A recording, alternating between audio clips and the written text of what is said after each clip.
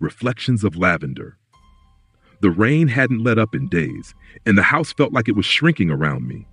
I hadn't planned to stay at my aunt's place for so long, just a few nights to help clean up after her passing. But each day, as I packed her things into boxes and sorted through dusty drawers, the storm outside only grew worse, trapping me in this hollow shell of memories. I was rummaging through her attic one evening when I found it. A small, ornate box tucked away in the corner under a pile of moth-eaten blankets. The wood was dark, polished to a shine, with intricate carvings of twisted vines and strange symbols I didn't recognize. My aunt had always been a collector of strange things, but I'd never seen this box before. Curiosity got the better of me, and I opened it. Inside was a mirror, small enough to fit in my palm. It looked ancient, the glass slightly warped and flecked with dark spots. As I held it, the temperature seemed to drop, and the faint smell of something sweet, like lavender mixed with decay, filled the air. I shivered, chalking it up to the damp chill of the attic. That night, I lay in bed, the sound of rain pounding against the roof.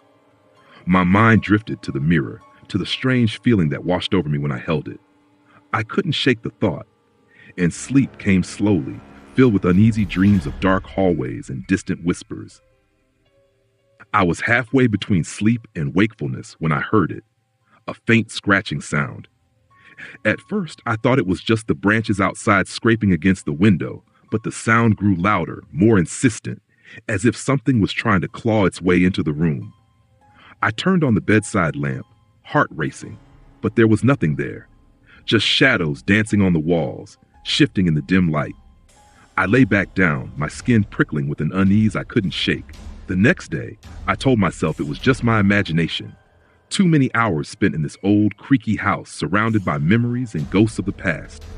I buried myself in work, packing boxes, sorting papers, trying to ignore the gnawing sense of dread that had settled in my stomach. That night, the scratching returned. Louder this time, closer. I sat up, clutching the blankets, my eyes scanning the room.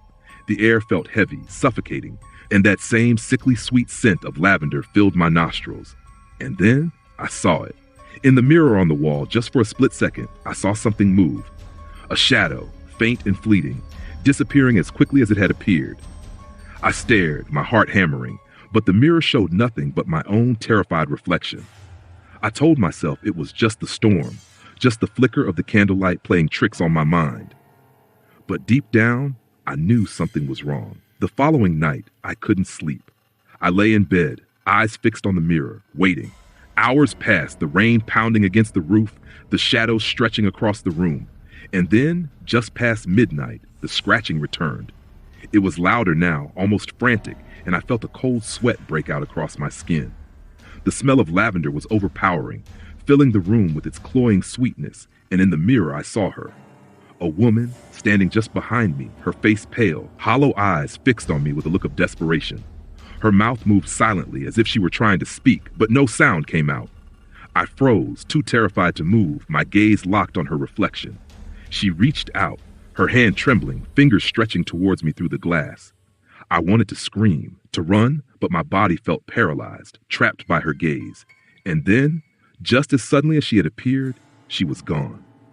The room was empty, the air still, but the scent of lavender lingered, clinging to the air like a memory that refused to fade. The next morning, I packed my things. I couldn't stay in that house another night. As I closed the door behind me, I caught one last glimpse of the mirror, lying on the bed where I had left it. For a moment, I thought I saw her face in the glass, watching me with those hollow eyes, a silent plea that I couldn't understand. I locked the door and walked away. The scent of lavender still haunting me, mingling with the rain.